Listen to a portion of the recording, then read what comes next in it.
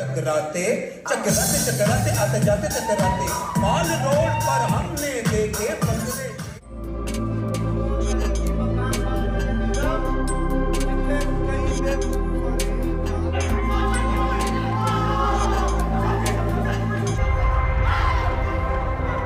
और ये बिल्कुल सच बात है, सच सच सच कि मैंने अपनी ज़िंदगी में एक आध शायद ऐसा प्ले देखा होगा। आज देखकर मुझे महसूस हुआ कि यही वो जगह है जहाँ मेहनत की जाए, और यही जो इदारा है इसमें ऐसे ही लोग होना चाहिए जो इस किस्म के जो आज हमने प्रेजेंटेशन देखी ये कर।